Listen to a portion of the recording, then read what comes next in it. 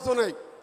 ఇకపోతే ఇంకా అన్ని రోడ్లు కూడా మండల కేంద్రాలకు వెళ్ళి జిల్లా కేంద్రాలకు డబుల్ రోడ్ వేస్తే అక్కడ ఈ రోడ్ అంటే బస్సో కారో స్కూటరో పోతానికి కాదు. అక్కడ కొన్ని పరిశ్రమలు వస్తే స్థానికంగా ఉన్న చదువుకున్న పిల్లలకు అక్కడే ఉద్యోగాలు ఉంటే తల్లిదండ్రులు చూసుకుంటాడు, వ్యవసాయం చూసుకుంటాడు. రోడ్లున్న దగ్గర భూముల ధర తక్కువ ఉంటుంది కాబట్టి ప్రతి మండల కేంద్రం వరకు డబుల్ రోడ్ వేసే కార్యక్రమం ఏ రాష్ట్రంలో కూడా లేదు. పక్క రాష్ట్రంలో ఆంధ్రప్రదేశ్ అంత పెద్ద రాష్ట్రంలో ఇలా ఆర్ఎండ్బి శాఖ 3000 కోట్లు నడుస్తున్నాయి పనులు. మన దగ్గర 6500 కోట్లు మనం ఇచ్చినాం.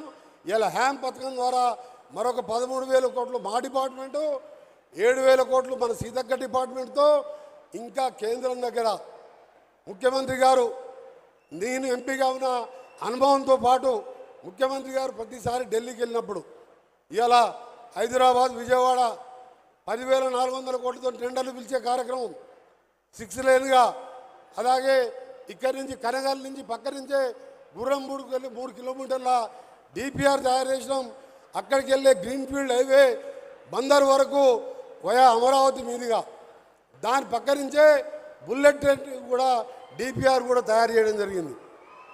అక్కడ చూస్తే బెంగళూరుకు గ్రీన్ఫీల్డ్ హైవే దాదాపు ఈ రాష్ట్రంలో నేషనల్ హైవేస్ మన ఫండ్స్ అన్ని కలిపితే 78,000 కోట్ల రూపాయలతో రోడ్లు వేస్తున్నాం. ఈ రోడ్లతో ఇది ఒకటే చెప్తున్నాం, ఇంటికి వెళ్తే క్షేమంగా ఇంటికి రావాలి. ఒక ఆయన ఉద్యోగం పోతాడు, ఒక ఆయన షాప్లకు పోతాడు, ఒక ఆయన ఆఫీస్ పోతుంటాడు. క్షేమంగా రావాలని ఇవాళ ఈ రోడ్ల కార్యక్రమం పెట్టుకున్నాం. ఆల్రెడీ పనులు కూడా మొదలైనవి. ఒక ఉన్న టీఆర్ఎస్ పార్టీలు ఇద్దరు బావమరుదులు, వాళ్ళకి ఏం పని లేదు, ఏదో దిక్కు పేపర్లో రావాలి. టెండర్లు పిలిచినాం, టెండర్లు పిలిచి అది టెండరే ఓపెన్ చేయలే. ఓపెన్ చేయకముందే ఆ పని నాయకుడు ఏమంటాడంటే ఇందులో స్కామ్ జరిగిందంటాడు. ఏది చేద్దామన్నా కాళ్ళల్లో కట్టబెట్టే విధంగా ఇంత మంచి కార్యక్రమం. ఒక్కటే చెప్తున్నా మిస్టర్, ఇన్నిసార్లు నువ్వు మాట్లాడినావు కదా, నేను ఎప్పుడు ఖండించలే. ఇవాళ చెప్తున్నా, టెండర్ లోపలైనాయి, పబ్లిక్ డొమైన్లో ఉన్నాయి, రేపటికెళ్ళి పనులు నడుస్తున్నాయి. పోయి రేట్లు చూసుకో.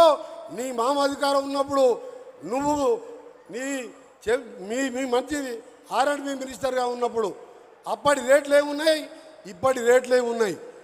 ఇప్పుడు 15 ఏళ్ళ కాంట్రాక్ట్ మెయింటెనెన్స్ కూడా ఆ కాంట్రాక్టర్ చేయాలి. పచ్చకావర్లోనికి లోకమన్న పచ్చవన్న కనబడ్డాడు.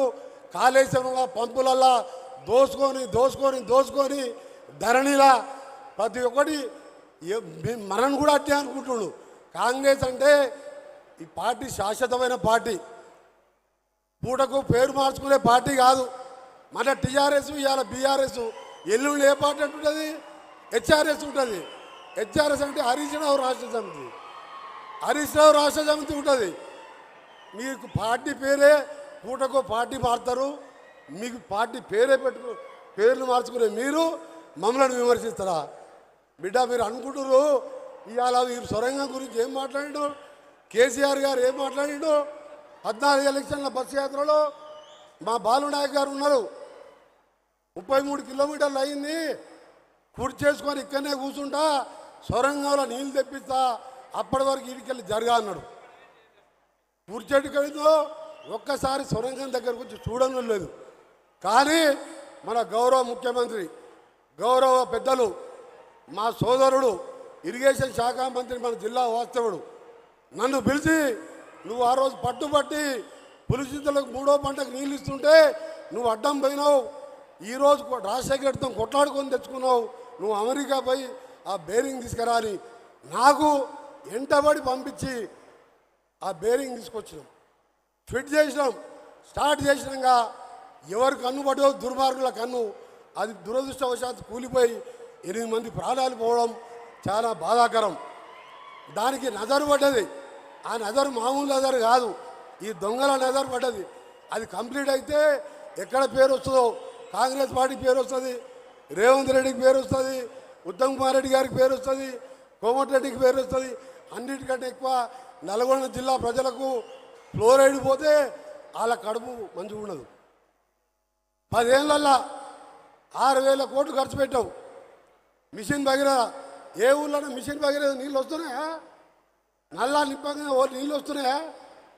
నల్లా ఇప్పే నీళ్ళు రాకపోతే ఓటు అడిగన్నాడు. సిగ్గు లేకుండా ఊళ్ళలో తిరుగుతుంది. ఇంకా మీ అందరికీ చెప్తున్నా, 2028 ఆగస్టు నాటికి ప్రపంచంలోనే పొడవైన సొరంగం గౌరవ ముఖ్యమంత్రి గారి చేతుల మీదుగా నీళ్లు పోపించి నల్గొండ జిల్లాలో 4 లక్షల ఎకరాలకు ప్రతి ఎకరానికి సాగునీరు. ఆ నీళ్లు మన శ్రీశైలంలో కరువు వచ్చినా తక్కువ నీళ్లున్నా మనకి నిరంతరంగా నీళ్ళు వస్తాయి. ఫ్లోరైడ్ కూడా తగ్గి మంచి వాటర్ పెరుగుతాయి. ఇకపోతే చివరిగా మనకు మూసీ కంపు ఉన్నదా లేదా? చప్పుడు చేయాలి వీరే. అసలు పాయింట్ ఇది. మూసీతో మనం బాధపడుతున్నామా? ఇక్కడ ఉన్నారు నార్కెట్పల్లి వాళ్ళు, నల్గొండ వాళ్ళు. మూసీతోని మనకు ఫ్లోరైడ్ కింద, పైన హైదరాబాద్ డ్రైనేజు, పండుకునే పరిస్థితి లేదు, లంగ్స్ ఖరాబ్, క్యాన్సర్ రోగాలు. దానికోసం మనం అడగలే, దేవుని భక్తం వరాలు ఏమని. ఇవాళ 30 లక్షల మంది ఎవరు పోయి ముఖ్యమంత్రి గారిని ఆ మూసి బాగు చేసి మంచినీళ్ళు వచ్చేట్టు చేయని చెప్పి అడగలే మనం. కానీ ఇవాళ పట్టుబట్టి మూసి ప్రక్షాళన చేపట్టి ఇవాళ పనులు చేపడితే దానికి కూడా కుళ్ళే. మిస్టర్ కేటీఆర్, కేసీఆర్, కిషన్ రెడ్డి గారు ఒక్కసారి వచ్చి మా నగరికలు మూసీ దగ్గర మా వీరేశం గారు టెంట్ వేస్తారు, పండుగో. అంబర్పేట కాడ ఏసీ రూమ్లో పండుకున్నట్టు కాదు, నగరికల్ కాడ పండుగ. ఇంతలా దోవలు ఉంటాయి, ఈగలు. ఇవన్నీ చేస్తున్నాం. మీ అందరికీ చివరగా ఒకటే చెప్తున్నా, మన నాయకుడు ఇంకా ఉత్తమ్ కుమార్ రెడ్డి గారు, భట్టి గారు మాట్లాడిన తర్వాత మన గౌరవ నాయకులు మాట్లాడతారు. నేను ఒకటే, మనకు తప్పకుండా నల్గొండ అంటే ఏది? పోరాటాల జిల్లా. పోరాటం అంటే నల్లగొండ. చాకలి ఐలమ్మ, మల్లు స్వరాజ్యం, రావి నారాయణ రెడ్డి, ఆఖరి కొండా లక్ష్మణ్ బాబూజీ. మళ్ళా పక్కకే ఉన్న ఇక్కడ విగ్రహం పెట్టుకున్నాం. శ్రీకాంతాచారి, మన్నడి మణిదశం. స్వాతంత్ర సమర యోధంకి వెళ్ళి నేటి వరకు నేను కూడా ఆ ఉద్యమంలో ఉండి కాంగ్రెస్ గవర్నమెంట్ ఉన్న కిరణ్ కుమార్ రెడ్డి 3 ఏళ్లలో 3 రూపాయలు ఇవ్వలే.